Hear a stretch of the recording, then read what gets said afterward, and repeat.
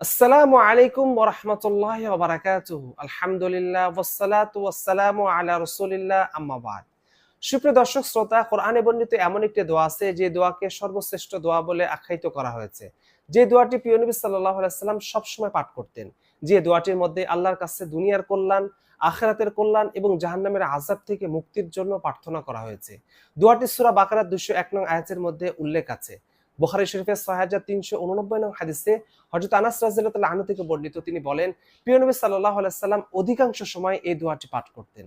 দোয়াটি হলো, রব্বানা আতিনা ফিদ দুনিয়া হাসানাতাও ওয়া ফিল আখিরাতি হাসানাতাও ওয়া কিনা আযাবান নার।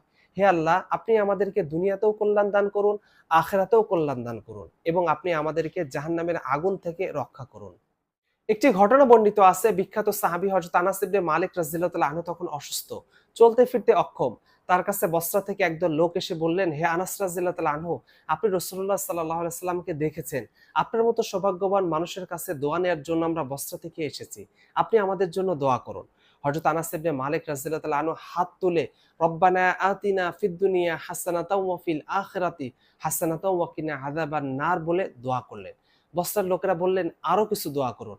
হযরত আনাস রাদিয়াল্লাহু আনহু এই দোয়াটি কয়েকবার পাঠ করলেন এবং বললেন, আমি তোমাদের জন্য শ্রেষ্ঠতম দোয়াটি করেছি। যদি এই দোয়াটি কবুল হয় তবে তোমাদের জন্য অন্য যা কিছু প্রয়োজন এই দোয়ার বরকতে পূরণ হয়ে যাবে ইনশাআল্লাহ। তাই আমরা যদি কোরআনে বর্ণিত সর্বশ্রেষ্ঠ এই দোয়াটি পাঠ করি তাহলে আল্লাহ রাব্বুল আলামিন আমাদেরকে দুনিয়ার কল্যাণ, আখিরাতের কল্যাণ এবং জাহান্নামের আগুন থেকে মুক্তি দান করবেন। তাই আল্লাহ রাব্বুল আলামিন আমাদেরকে এই কোরআনে বর্ণিত সর্বশ্রেষ্ঠ দোয়াটি বারবার পাঠ করার তৌফিক দান করুন। আমিন।